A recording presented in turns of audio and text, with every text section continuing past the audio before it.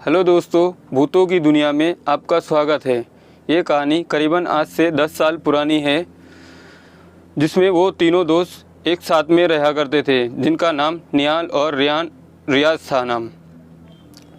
तो ये बहुत ही ज़्यादा अपनी दुनिया में खुश रहते थे। तो एक दिन ऐसा आया, रियाज के ऊपर कुछ मुसीबत आई, बहुत ही ज़्यादा परेशान रहने लगा।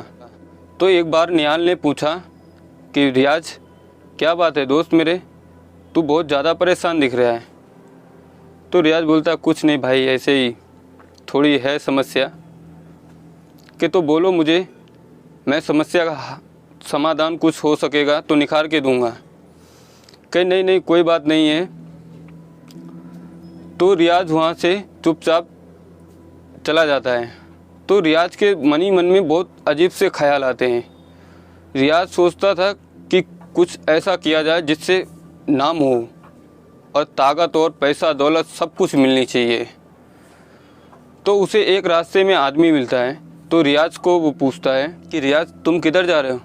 कि कुछ नहीं, ऐसे ही जा रहा हूँ बाहर थोड़ा घूमने फिरने के लिए। कि तुम हमें बहुत ज़्यादा कुछ परेशान लग रहे हो। रियाज उसको अपनी सारी परेशानी की समस्या बताता है। तो वो आदमी उसको सलाह देता है कि एक चीज़ है जिससे तुम्हारी सगरी परेशानी की समस्या जो दूर हो सकती है।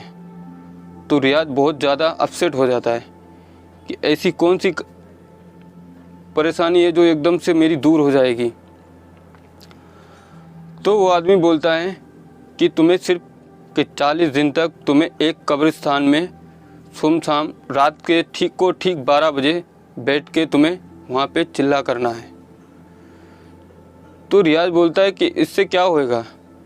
कि इससे एक तुम्हें जो जिन्न आएंगे। कि जिन्न कि ये क्या होता है? कि एक ऐसी चीज़ होती है कि इससे तुम जो भी मांगोगे वो तुम्हारे लिए करेगा। तुम हर समस्या का तुम्हारी हल निखार के देगा वो तुम्हें। तो रियाज बहुत ज़्यादा अपसेट होता है, लेकिन उसकी बातों पे विश्वास नहीं करता है। फिर रियाज वहाँ से रिटर्न आता है। फिर घर पे आके फिर चुपचाप लेट जाता है, बहुत सोच विचार में रहता है। तो उठता है, उठ के हाथ मुंह धोया, फिर सीधा मौलाना के पास पहुँचता है। मौलाना साहब, कि मैं तुमसे एक सवाल पूछूं, तुम मुझे उसका जवाब देना, क्या ये सच है या नहीं? तो मौलाना साहब बोलते हैं कि बोलो रियाज, ऐसी कौन सी बात है जो तुम हमसे पूछना चाह रहे हो और तुम बोल रहे हो कि मुझे जो भी सवाल का जवाब मैं पूछूं तुम मुझे सच देना। तो रियाज बोलता है, क्या मौलाना साहब कि ऐसा भी होता है कि जिन्नात भी वश में किए जा सकते हैं? मौलाना साहब बोलते हैं, हाँ किए जा सकते हैं। कि उसके लिए क्या करना पड़ता है? तो मौलाना साहब भी उसको रियाज को वही तरीका बताते हैं कि 40 दिन तक तुम्हें एक कब्रिस्तान में रात को ठीक 12 बजे जाके गोला बना के बैठना है और 40 दिन तक पढ़ना है। कि लेकिन ध्यान रहे कि जब तक तुम उस गोले के अंदर रहोगे तब तक तुम सेफ रहोगे, तुम्हें कोई भी टच नहीं करेगा। जब तक तुम उस गोले के अंदर रहोगे तब तक तुम्हें कोई भी जिन्नात या भूत चुड़ैल कोई भी तुम्हें टच नहीं करेगा। लेकिन हाँ, इतना ज़रूर ध्यान रखना कि जैसे तुमने उस गोले के बाहर पैर या निखारा या तुम डरे तो फिर समझ लो तुम कल का सूरज नहीं देख पाओगे। तो रियाज बोलता है कि ऐसा क्यों मौलाना साहब? क्योंकि जिस गोले के अंदर तुम बैठोगे कि उस गोले में सिर्फ तुम्हारे अलावा और कोई नहीं जा पाएगा। कि जब तक तुम पढ़ोगे तब तक तो तुम्हें ही दिखेंगे, कि बाकी और किसी को भी नहीं दिखेंगे। तो मौलाना साहब बोलते हैं कि रियाज, इन सब चीज़ों में मत पढ़ो, कि जो तुम्हारी परेशानी है वो अपने दोस्तों के साथ शेयर करो। उनको बोलो, थोड़ी थोड़ी हेल्प लो दूसरे की, तो तुम्हारी परेशानी दूर हो जाएगी। तो मौलाना साहब को रियाज बोल के आता है कि हाँ ठीक है मौलाना साहब, आपकी जैसी आपकी इच्छा है, जैसा आप बोल रहे मैं वैसे ही कर दूँगा। लेकिन रियाज के मन में एक अजीब ही सा ख्याल चल रहा था। रियाज को तो अभी ऐसा लगने लगा था कि अभी तो मुझे जिन्नात हासिल ही करना पड़ेगा, क्योंकि जो इस हिसाब से उस इंसान ने मुझे बताया कि हाँ तुम्हारी समस्या का हल वो कर देगा, तुम उसको बस में करो। वही मुझे मौलाना साहब ने भी बताया, तो क्यों ना हम इसको ही बस में कर लेते हैं। तो रियाज आके रात को खाना ना खा के लेट के सो जाता है। तो ये सभी दोस्त उसके, निहाल और रियान, ये भी लोग खा पी के साथ में सो जाते हैं। लेकिन निहाल को ऐसा लगता था कि मेरा दोस्त अभी भी कोई टेंशन में चल रहा है जिससे मुझे कुछ बता नहीं रहा है। लेकिन निहाल को ऐसा लगता है कि मेरा दोस्त अभी भी टेंशन में चल रहा है जिससे मुझे कुछ भी नहीं बता रहा है। लेकिन ऐसा कैसा हो सकता कि जो मेरा ही दोस्त मुझे ही नहीं बताने के लिए काम आ रहा, मुझे ही नहीं बता रहा है, तो फिर ये परेशानी अपनी किसको बताएगा। निहाल भी बहुत देर तक सोचते सोचते ये सो जाता है। जैसे ही रात के 12 बजते हैं, रियाज उठता है, एक तस्वीर लेता है, एक मुसल्ला लेता है हाथ में और एक मोमबत्ती लेता है। लेके वो कब्रिस्तान में पहुंचता है। जाके एक गोला बनाता है। गोला बनाने के बाद वो मुसल्ला उसमें बिछा के एक मोमबत्ती को जला के रख के बैठ जाता है। तो एक दिन करा तो उसे कुछ डर महसूस नहीं हुआ। 2 दिन किया तभी भी कुछ ऐसा नहीं लगा। ऐसे ही करते करते उसे 15 से 20 दिन हुए।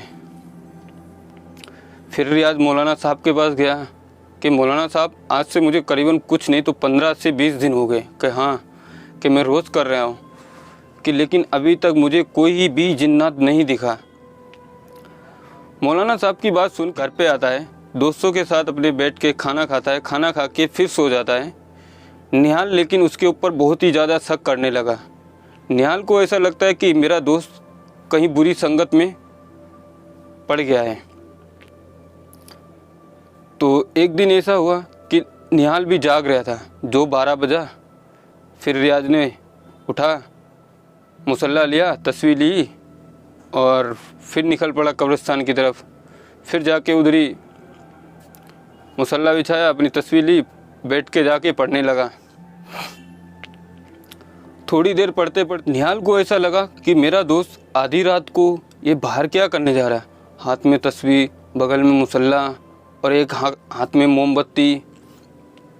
निहाल उसको, रियाज को कुछ नहीं बोलता है, ना ही टोकता है, ना ही कुछ बोलता है, उसको जाने देता है। फिर निहाल भी एक दिन उसके पीछे पीछे जाता है।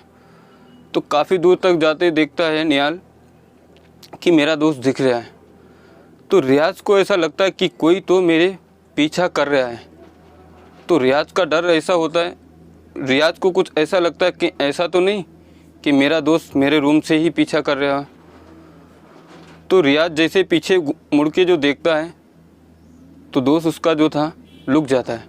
तो रियाज जो था वहीं से चकमा दे के निहाल को गायब हो जाता है। तो निहाल बहुत सोच में पड़ जाता है कि अभी तो मैंने अपने दोस्त को इधर ही देखा था, तो अचानक से यहाँ से गायब कैसे हो गया। तो निहाल भी वहाँ से फिर वापस रिटर्न चला जाता है। तो रियाज जैसे कब्रिस्तान में पहुँचता है, फिर वही गोला बनाया, मुसल्ला बिछाया, मोमबत्ती जलाई, हाथ में तस्वीर ली, फिर पढ़ना चालू कर दिया। तभी एकदम से भयानक सी एक आवाज़ आती है। तो रियाज जो था मन से और तन से अपनी पूरी पढ़ाई में ध्यान दे रखा था। तो मौलाना साहब ने उसको बोला था कि बिल्कुल भी डरना नहीं।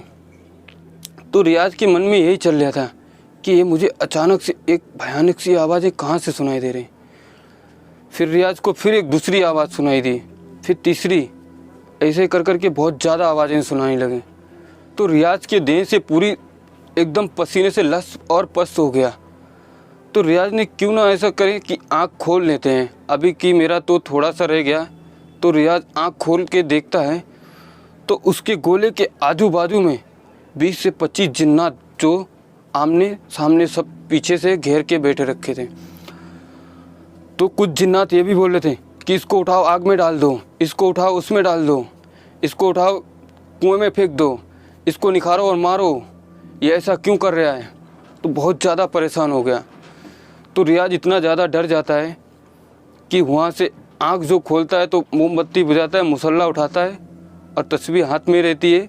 कब्रिस्तान से जो गोले के बाहर पैर रखता है तो थोड़ी ही देर के बाद रियाज के ऊपर अटैक होता है और रियाज फिर मर जाता है। मरने के बाद भी फिर भी लेकिन दोस्त को ऐसा लगा कि मेरा दोस्त कहीं तो गया था लेकिन अभी तक लौट के नहीं आया। तभी एक आदमी उधर से अपने रात को हार से सुबह के टाइम आ रहा था, तो वो भी उसका कब्रिस्तान से आना जाना होता था। तो वो रियाज को वहाँ पे देखता है, तो देख के बोलता कि ये लड़का यहाँ पे क्या कर रहा है, यहाँ क्यों सो रहा है। तो वो आदमी उसके पास आता है, आके देखता है रियाज, तो रियाज तो बोलता ही नहीं है कुछ। तो आदमी वो उसकी एक हाथ की नब्ज पकड़ के चेक करता है, तो बोलते ये तो मर गया है। वो तुरंत गांव में जाके उसके दोस्त को बताता है, निहाल को, कि निहाल तुम्हारा दोस्त मर गया है, वो भी कब्रिस्तान में पड़ा है। तो निहाल बहुत ज़्यादा अपसेट हो जाता है, उसके पैरों के नीचे से ज़मीन हिल जाती है कि मैंने तो उसको रात को जाते हुए देखा था लेकिन कहाँ गया। लेकिन मैंने ये नहीं जानी कि मैं काफ़ी रात से उसका इंतज़ार करते करते मैं खुद सो गया था। तो वो सभी दोस्त लोग, दोनों उसके दोस्त निहाल और रिहान आके देखते हैं कब्रिस्तान में, तो बहुत ज़्यादा अपसेट हो जाते हैं कि ऐसे कैसे हो गया। बहुत ही ज़्यादा कुछ बोल नहीं सकते थे, उनकी हक्की पक्की मारी गई थी। तो दोनों दोस्त की हक्की और पक्की मारी जाती है। तो फिर वो मौलाना साहब को बुलाया जाता है, पुलिस आती है, पंचनामा होता है। मौलाना साहब से फिर निहाल खुद पूछता है कि मौलाना साहब इसको ऐसे क्या हुआ जो रात को जो यहाँ पे आता था। तो मौलाना साहब ने उसको कुछ नहीं बोला। फिर निहाल ने भी इस बात पे कोई भी सवाल और जवाब नहीं दिया और चुपचाप रह गया। तो दोस्तों, ये कहानी हमारी आपको कैसी लगी हमें कमेंट करके बताएं, और ऐसी ही कहानी सुनने के लिए हमारे चैनल को सब्सक्राइब करें और बेल आइकन को ऑन करें। तब तक के लिए नमस्कार, टेक केयर। मिलते हैं बहुत जल्द एक दूसरे पार्ट के साथ।